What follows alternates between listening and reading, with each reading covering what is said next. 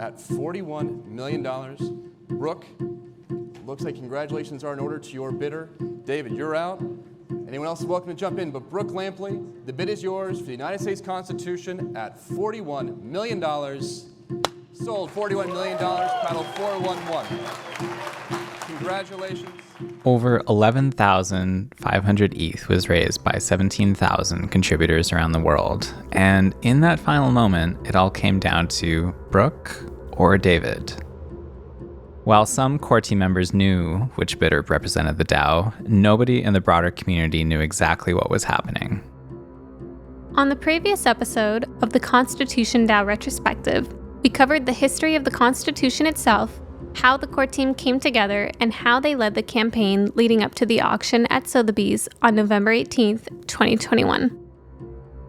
What follows is how the rest of the story unfolded after the final hammer. The winning bid was $41 million. ConstitutionDAO had raised $46 million. So they must have won, right? That's what most people thought, at least. The comments section on the YouTube live stream was buzzing. People were cheering on Twitter and Clubhouse, National Treasure memes were abundant, but it wasn't until the core team issued an official statement that community members abruptly realized that ConstitutionDAO had lost. David Schrader was the bidder representing the DAO, not Brooke Lampley.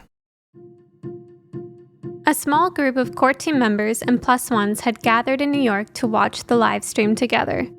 Graham was sitting next to Austin and Packy, anxiously following along. If ConstitutionDAO's campaign to bid in the auction was a play, this was the final act.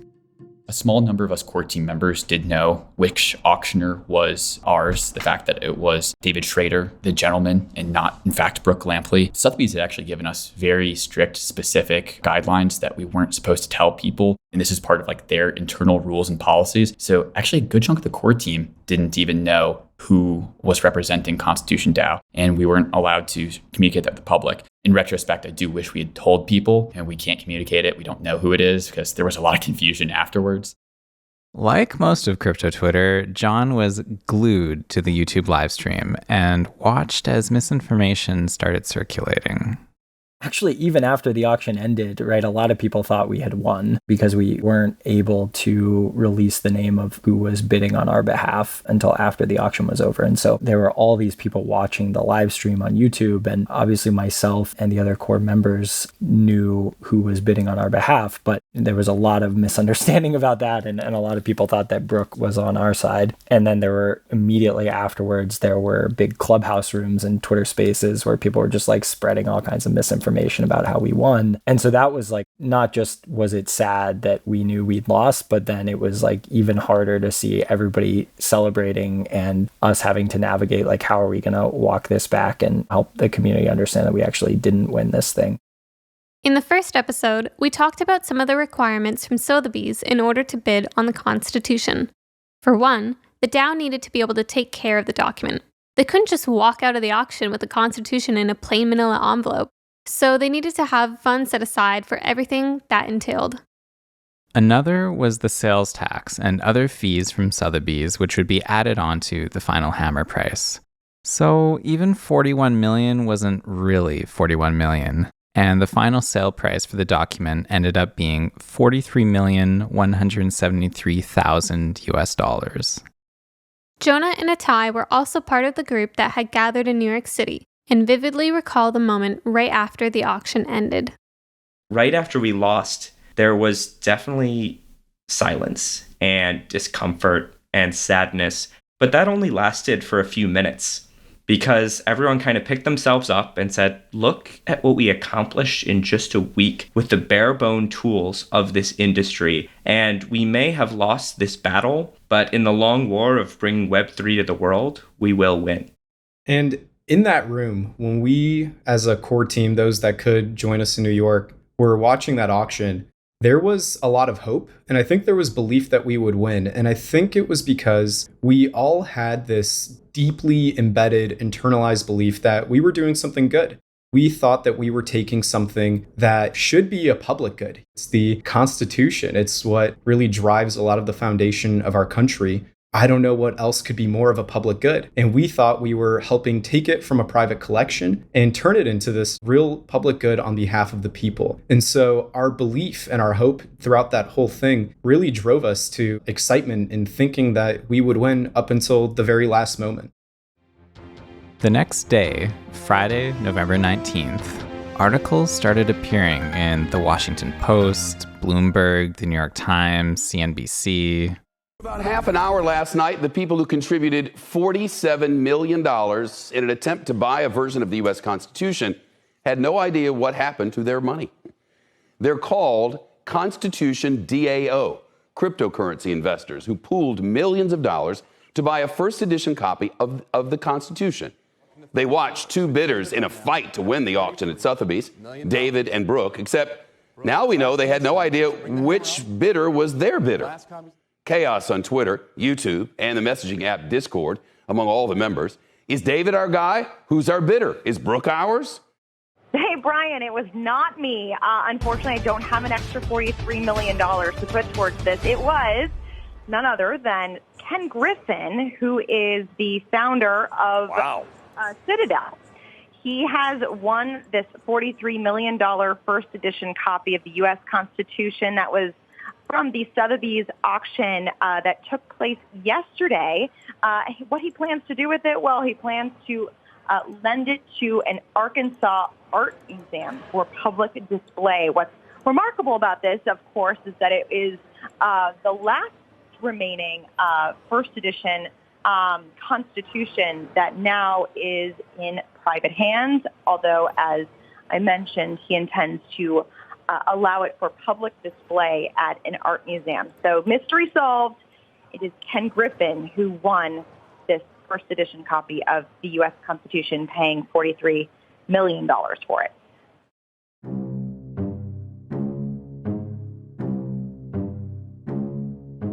Ken Griffin is the CEO and founder of Citadel, a multinational hedge fund, as well as the owner of Citadel Securities, one of the largest market makers in the United States. He just has one of those faces that fits perfectly on a BuzzFeed list of the richest people in the world. What is Ken's estimated net worth, you ask? $27.2 billion. At first glance, he looks normal enough, but behind those ice-cold blue eyes lies something more sinister as he carries an eerie similarity to the Bond villain Blofeld. You know, the one that sits in a big leather chair petting a white Persian cat, quietly planning world domination. But anyway, enough about exotic felines. Ken was the winner of the auction. He certainly had the money, but what was his motivation? Why does the man who literally has everything need this original copy of the Constitution? Imagine you had a walk-in closet, except instead of clothing, it contained a vast real estate empire. Each day of the week, you could live somewhere else. Miami, New York, London, take your pick. So, let's take a tour of some of Ken Griffin's properties around the world. A gigantic condo in New York City overlooking Central Park for $239 million, reportedly the most expensive home in the entire country. A regal mansion in London, England, half a mile from Buckingham Palace, for $122 million. 4 entire floors of a condo building in Chicago for $58.75 million. And finally, 25 acres of property in Palm Beach for around $450 million total. And the list goes on. Men will literally spend millions on mansions instead of going to therapy. With billions at his disposal, Jon suggests that Ken also had an agenda. This was no coincidence. An ideological battle was being waged. One of the big memes that came out of sort of aftermath of Ken bidding against us and winning was like, oh, this was like destined to fail because the bid amount was like transparent and on chain. And first of all, that was like a pretty unavoidable problem. But second of all, I just don't think that's actually the relevant narrative of what happened. Like Ken Griffin has a whole lot of money and clearly had an agenda here. And he was going to bid as much as he wanted to bid and he was going to win the thing. Everybody else dropped out of the bidding after 20 or 30 million. And so if it hadn't been for him, we would have won. And his ability to come in and outbid us vastly exceeded the amount of money we could have reasonably had under any circumstances.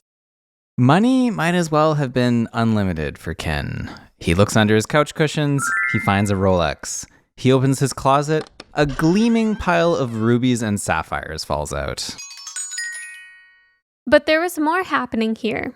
Crypto was Ken's ex-girlfriend, and they had a messy breakup. Well, not really, but suffice to say, Ken hates crypto and was determined to prevent these so-called crypto people from winning this auction. Others would love to know what you think about crypto. Cryptocurrencies have become a $2 trillion market. And a number of other big trading firms, including those in this town, such as DRW and Jump Trading, are making a big push into crypto. Do you believe in crypto? And even if you don't, Ken, should your businesses be active investors or traders in crypto anyway? That is a great question. So first and foremost, I wish all this passion and energy that went into crypto was directed towards making the United States stronger.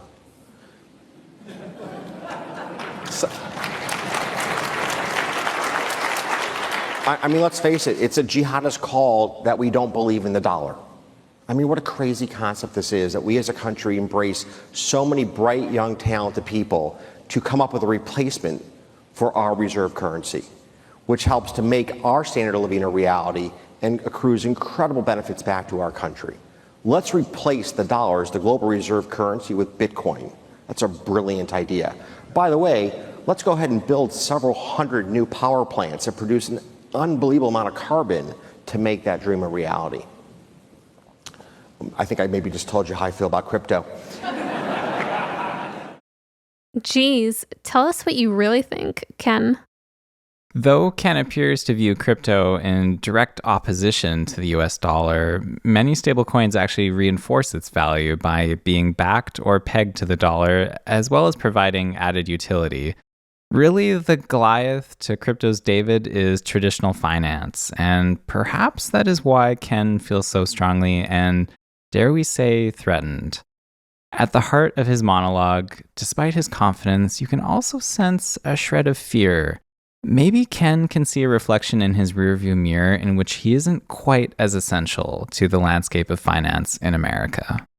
It's also worth noting that Ken had never previously collected historical documents. Only paintings.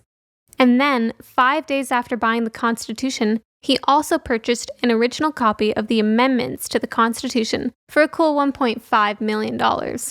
It's like those Pringles commercials from the 90s. Once you pop, the fun don't stop. Alice had her own theory as to why Ken decided on a whim to bid in the auction.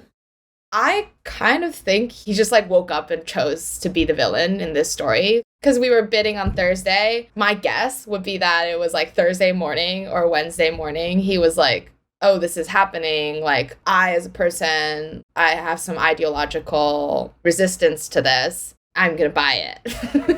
I think it really was probably, think about that. That someone is able to just put down $43 million, which is double Sotheby's original market assessment of the value of the document. To be able to do that is wild. And I actually think he just woke up and was like, yeah, I'm going to do that in the way that I would wake up and be like, I'm going to go get coffee today.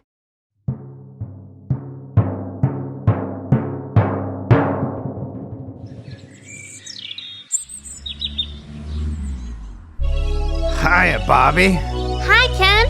You want to buy the Constitution? Sure, Ken. Jump in. In an article released several months later in the Wall Street Journal, Ken claimed that he offered for the DAO to have a say in where the document would be displayed half of the time, and proposed to issue an NFT for everyone who contributed as a symbol of what their community had accomplished together. In a classic case of he said, Graham remembers these discussions slightly differently. Within a day or two of the auction, a person who is, mutual friends with a core team member of ours, as well as Ken, someone who manages his press, publicity, PR, things like that, had reached out to us and said, hey, he's interested in talking. So we actually did have a conversation with a gentleman named Kaysen. We were interested in hearing what he had to say. I think maybe a little bit hopeful that there might be an opportunity to raise the difference between what we had in our treasury and what he paid for it, and still have an opportunity to purchase the Constitution with those funds and give us and our organization true democratic governance of this document. That was not an interest of theirs, though. They made some offers that we didn't think were interesting or worthwhile, and that was about the end of the conversation. There was some weird discrepancies that happened post facto, even with a recent publication too. He made some further claims like, we were offering true co-ownership or governance or things like that. And that just wasn't true. What I will say is at the highest level, though, an auction is fundamentally, philosophically, a competition. Who has more money? And at the most abstract level here, the people, the thousands and thousands of people that contributed, still did not have as much money as he did. And at the end of the day, he won the competition. And then that's, how competitions go. And he ended up winning. We can't know if we'd had $10 million more, $20 million more. Would he have continued bidding? I don't know. But he won. So now what? The campaign had raised 11,500 ETH and didn't win the Constitution. This was the DAO's entire reason for existence, their only goal. A decision had to be made quickly. Would the DAO pursue other projects or wind down and offer refunds? Alice felt like this decision was clear. A lot of people were like, I'm not done yet. I want this to keep going. What if we just go and buy other stuff instead? And so I think we explored that for a couple days, but then ultimately concluded that if you start a single purpose DAO and crowdfund for a specific purpose, it's called ConstitutionDAO. And we don't have the Constitution. We should just refund everyone the way that we said we were going to. That is actually the best thing we can do for the space. It is already insane to do what we did in 7 days. Maybe next time, the next team will be better prepared and we'll just go all the way and win it. Anisha, a VC at Cypher and host of the Pilled podcast, was another core team member who managed press and media relations during the campaign. She also felt like this was the right thing to do. When it came to lifespan, I think that this was something that we had not thought a lot about when we started this, because I don't think any of us fathomed it would become what it did. But I think that while we were in the thick of it, we did have conversations about how to prolong it or how to shut things down. And after we lost the bid, our conversations were really about how to move forward and whether we move forward and what are the options we have on the table and what makes the most sense, not just for us as core team members, but for the larger community who put their faith in us and who put their money towards buying this Constitution. What is the most respectful way to move forward or to wind things down? At this point, most of the core team has gone back to work. Their actual jobs. Only a few members of the original core team stick around to organize the wind down of the DAO. The main task at hand is initiating the refund process using Juicebox's overflow mechanism so that contributors could get their money back as soon as possible. By the 21st, refunds were made possible and contributors could claim their People tokens against the ETH in the treasury at the same rate as when they contributed. But then something unexpected happened. The People token had taken on a life of its own. At its peak, the fully diluted market cap approached 1 billion. This token fucks, am I right? The token's price had skyrocketed to over 20 times the original rate when contributing to the Juicebox project. The core team didn't encourage this or expect it to happen in the first place. Jon remembers this chaotic and unexpected moment very clearly. Totally out of left field and without any idea that this is what was going to happen from the core team, it turned into a meme token. And I think that was pretty surprising for us. In retrospect, of course, it almost seems obvious that it turned into a meme token, but we didn't predict that and we didn't see it coming. And so then all of a sudden we had this whole crazy other thing on our hands where we'd been telling people to go get their refunds. And now all of a sudden, a couple days later, the token was like 20xing in value on open exchanges in a way that we had certainly not predicted or encouraged.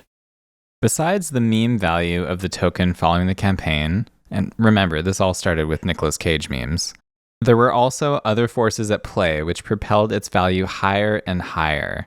Here is Alice's take on the mimetic value of the People token.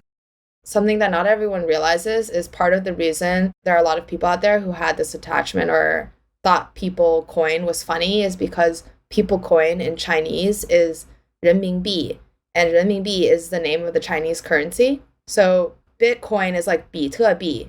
So 人民币, which is the Chinese yuan, is literally People coin. Like that was a total accident. That's why there is like groups of people that have like a meme affinity with this coin and moment in a way that like not everyone might understand. We talk more about this in our upcoming interview with Matt Wyatt. But as People skyrockets in value, a DAO rises up alongside it, PeopleDAO. Using the People token for both its treasury and governance, PeopleDAO emerges in the wake of ConstitutionDAO with the mission of funding public goods in the Ethereum ecosystem. But more on that when we talk with Matt. Okay, so let's zoom out a bit. In 1492, Columbus set sail from Spain to find the New World.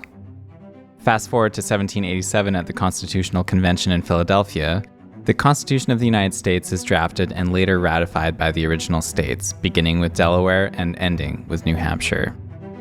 Fast forward to July 1863 at the Battle of Gettysburg as Major General George Meade's Army of the Potomac defeated attacks by Confederate General Robert E. Lee, marking the turning point of the American Civil War.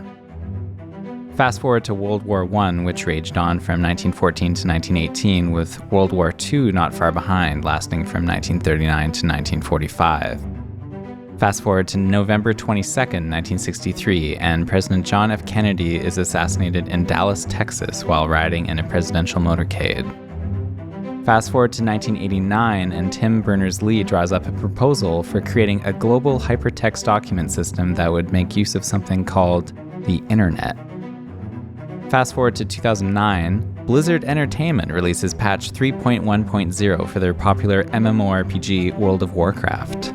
A young Vitalik Buterin's favorite character class, the Warlock, is nerfed. Unsatisfied with Blizzard's centralized authority over his character, the seeds for what would later become Ethereum are planted. And finally, fast forward to November 18th, 2021.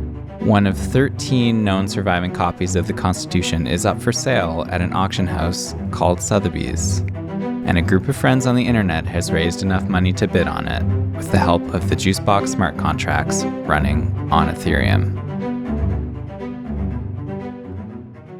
It's been a year since all of this happened. And a lot has happened. I mean, have you looked at the price of ETH lately? Price action aside, a lot has happened in crypto. On the one hand, we've seen the implosion of Luna along with centralized players like Celsius and FTX. Huge funds like Three Arrows Capital and Alameda have gone belly up with institutional lender Genesis not far behind. And on the other hand, Ethereum transitioned to proof of stake, L2s are picking up steam, and we've seen the first hints of mainstream adoption with Reddit NFTs on Polygon and countless other examples. Looking back on ConstitutionDAO 1 year later, in many ways the campaign was a top signal at the height of the previous cycle. Nicolas Cage memes aside, what did this all mean? What can we take away from the story of ConstitutionDAO? Well, it meant different things to different people. In the first episode, we talked about the group interview between Kevin Roos and several core team members. In that article, which was published on November 17th, the team was described as follows. 30 volunteer core contributors who include entrepreneurs, investors, a purple-haired developer, and at least 2 teenagers. Miguel was the purple-haired developer to which the article referred. Yeah, it was completely unexpected because I had only dyed it, I think 2 weeks before that. I felt like doing something. I feel like changing a little bit. And so I just dyed my hair. That was the thing I did. I thought it looked cool, but I didn't think too much into it. And then all of a sudden, this thing comes up. I think the screenshot is actually not even mine. It was from the first person that highlighting the purple hair in purple with their finger. That's still the photo that I'm using. And it was a fun thing. At the moment, we were all too busy to just think anything of it, but more people started saying it. I put it in my bio as a joke. I have the whole shadowy supercoder thing as before, which is also kind of a joke, but people have seemed to embrace it a lot as a amazing personal branding movie. It was just completely accidental. Miguel, who lives and works in Portugal, was less interested in the document itself or its historical significance. He saw ConstitutionDAO as an opportunity to build a project that wasn't centered around speculation. First of all, it would be pretty fucking funny to just say, oh yeah, my friends and I bought the Constitution. I'll admit, at the start, that was mostly it. But also, I have this personal thing where I didn't get into crypto until the start of 2021. Even though I knew about crypto, even from 2016 or before. And the reason why that happened is because the idea that the media projects of crypto has always been, oh yeah, it's coins going up and down, the stock market, but wars, scams, all of these things. And so I don't want anything to do with that. I don't even care about finance or all of that much. And so me actually not realizing all of the really cool stuff that was going on in the space until I got invited to do 3D cabbages really hurt me in the sense of I could have been having so much fun before. So for me, it was mostly, we have the opportunity to get a message out to the media of something really cool that we've done with crypto that it has nothing to do with money. Well, I mean, it does, but it's not like a casino and it's not like the stock market. It's just a bunch of people getting together to do something cool. And for me, it felt like that could have helped me a lot to get into all of this later. I just wanted to get out that message that crypto is not only about coins going up and down. And so that was personally my motivator for really working on this and really seeing this succeed. And it was amazing because it worked. Even after we didn't end up winning the auction, we did get an insane amount of promotion for the crypto space, all positive, which is also incredible. And it seems like it's the one thing that everyone remembers, even the people that don't really like crypto, as a thing that was good, which is really hard to do. For the average person watching the news at home, this was their first introduction to the idea of a DAO, or DAO if you're a 52-year-old news anchor. Ittai and Jonah felt like the narrow specificity of ConstitutionDAO's singular purpose was actually helpful for the public to begin understanding the idea of a DAO. I think it was a great introduction. And the reason why is I look back at the internet as a whole. And when the internet first arrived, the main usage was really specific and narrow. Just like the main idea of what a DAO might be when you first see ConstitutionDAO is just really to amass donations and try to buy something. The internet back then was really just this way of reading static information, right? And that was a lot of people's introduction to it in the late 1990s and the early 2000s. But we know that the internet can do so much more. We know that we can buy anything we want off of Amazon. In fact, at the time when the internet came around, we weren't even sure that we would be able to talk remotely with video and microphone the exact way that we're recording this podcast. And so it makes sense to me that in order to introduce someone, you start off light. You don't try to overwhelm them with information and possibilities. You show them a use case, and naturally, if that intrigues their curiosity, they'll quickly learn a lot more on their own. And really the goal is to spark that curiosity, not to brain dump and tell them all the different things that are possible, because that might actually turn them off once they get overwhelmed. I want to add to that by saying that I think this kind of highlights one of the problems with a lot of DAOs today, that ConstitutionDAO actually did really well, and the reason it was a great first DAO for a lot of people. Something that's really important for every DAO is transparency. But what a lot of DAOs forget about is comprehensibility. Hey, even though this information is public, I may not be able to understand what's going on. And because ConstitutionDAO was this single purpose, highly specific thing, it was highly, highly comprehensible. We are buying the US Constitution. Can't get much simpler than that. Crypto often gets a bad rap from the media. It's a speculative bubble, a Ponzi scheme, even a jihadist call against the dollar, as our dear friend Ken would say.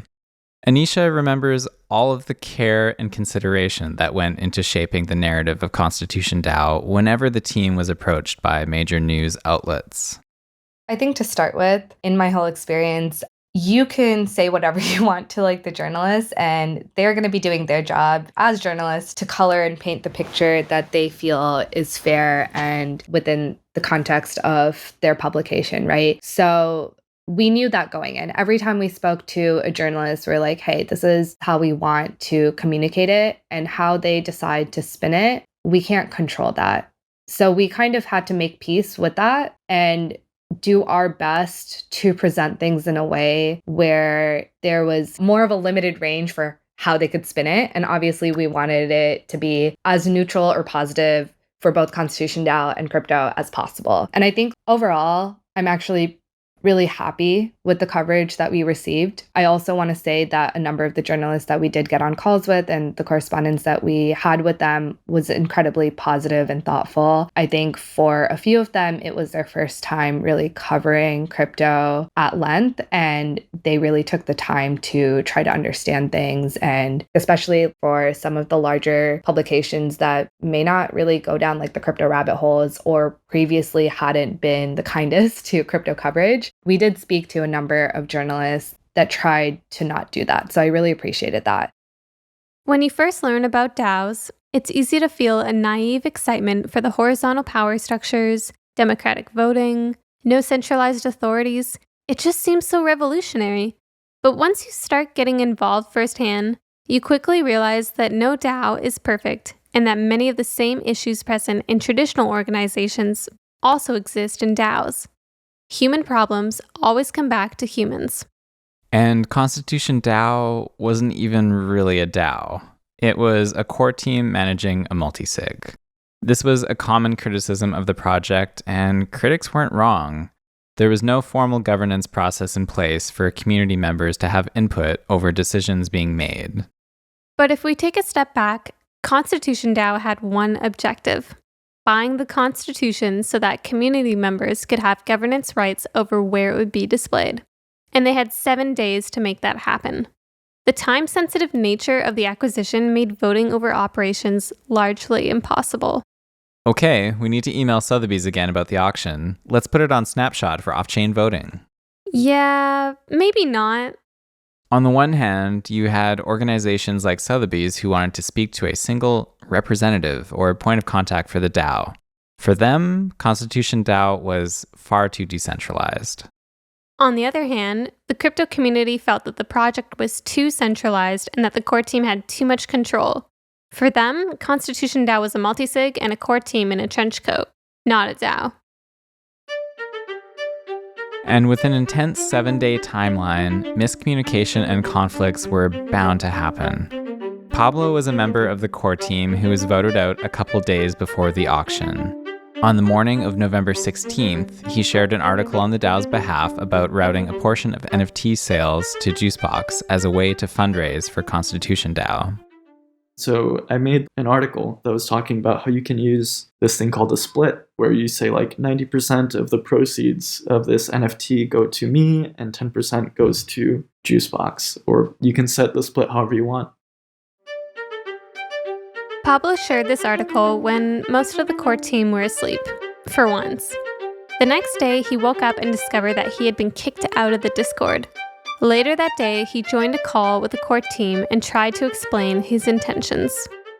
I then had a Zoom call where they brought me in. They were like, Pablo, explain yourself. I was like, yeah, I thought the article was interesting, and I tried to explain what the article meant and how it worked, and people were cutting me off and rolling their eyes and just treating me really disrespectfully. And someone was like, we appreciate everything you've done, but we think you should leave. And I was like, all right, guys. And then left the DAO. That was that. And then we were trying to figure out how to communicate this. And people were like, can you say that you resigned? We don't want to cause any drama or anything. And I was like, yeah, whatever. I'll say I resigned. Cool. All right. Pablo writes a Twitter thread about his resignation and takes some time away from the screen after receiving a phone call that a friend has suddenly passed away. It was a difficult week, both professionally and personally, but if given the chance to do it all over again, he says that he would still participate. I think I would still get involved just because I learned a lot from that experience, both how DAOs operate and how people operate and what their incentives are, and it was really eye-opening. But yeah, as far as what I'd do differently, I think probably just not get as emotional about some of these things is a bit difficult, given that the personal stuff that was going on at the moment too, and the lack of sleep. In retrospect, I think a lot of these things kind of boil down to miscommunications and misunderstandings and the rush of doing something like raising $50 million in 1 week. Just to note, as hosts and editors of this retrospective series, we aren't aiming to take sides or create the definitive version of this story. We're just here to look back on what happened, present the events as they unfolded, and try to make sense of them. Though we inevitably have some editorial bias, our aim is to present a variety of voices and viewpoints in order to let you draw your own conclusions on the campaign. It's been 1 year since November 2021, so about 6 years in crypto time. And we all have some distance from that crazy moment. We're all adults, and I think we can move forward amicably without any high school drama. I think it's worth coming back to one of the founding ideas behind the campaign, that the Constitution should be governed by the people and not a single wealthy individual. Jon believes that this mission was perfectly suited to DAOs and expands on how they might enable us to explore community ownership and new ways of working together.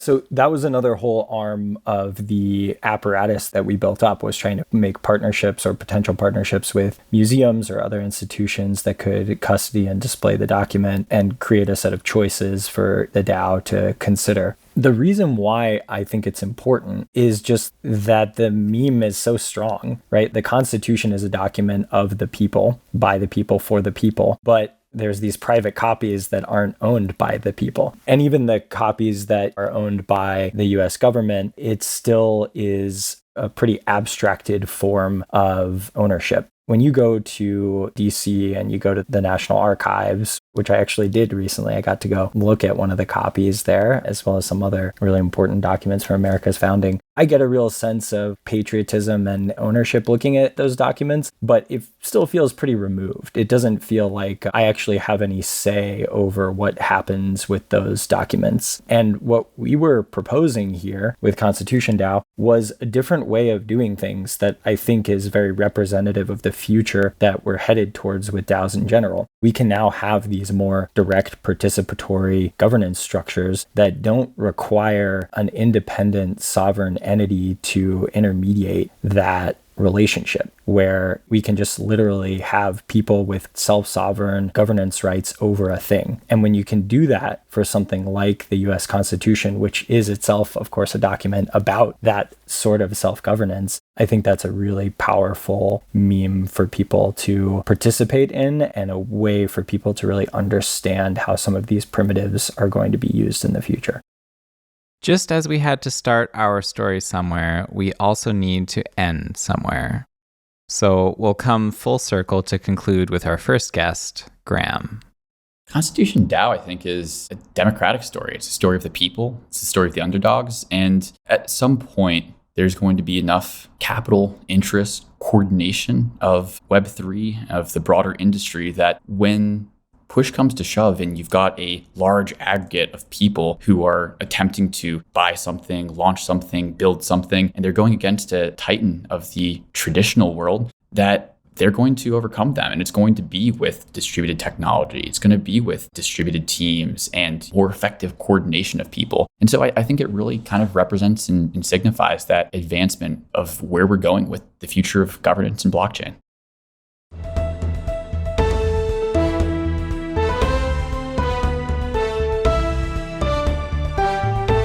Good evening. I'm Matthew Brooks, and this is what's happening in your world tonight. Tornado Cash developer Alexei Pertsev has been ordered to remain in jail until at least late February of next year, while FTX founder Sam Bankman-Fried remains uncharged in the Bahamas.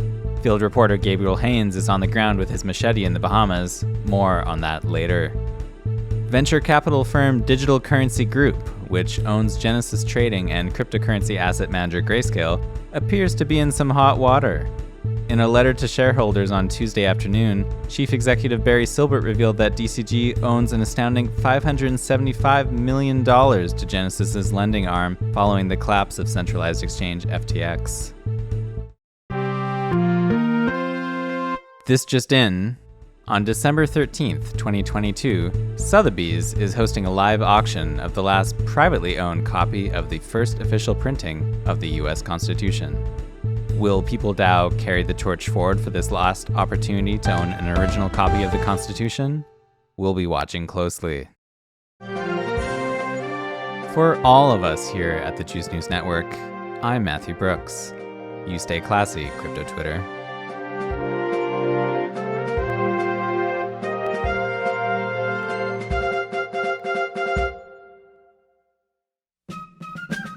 Thanks for listening to part 2 of the ConstitutionDAO Retrospective podcast. In the next episode of the Juicecast, we sit down with contributors from PeopleDAO to learn more about how it got started from the ashes of ConstitutionDAO. They tell us about their mission as a DAO and how they're planning to buy the last copy of the US Constitution at Sotheby's next month, with the help of ZK Proofs. The views expressed in this episode do not reflect the Juicebox protocol or Juicebox DAO, only the guests themselves. As hosts, we have compiled a narrative for the purposes of this episode, but this is not definitive by any means. It is only one retelling of the events that unfolded in November 2021. This retrospective series is not an endorsement of ConstitutionDAO or related projects and sub-DAOs. Do not purchase People tokens, other cryptocurrencies, or invest in projects on Juicebox with the expectation of profit. As always, nothing in this episode is financial advice, and we ask that you please do your own research.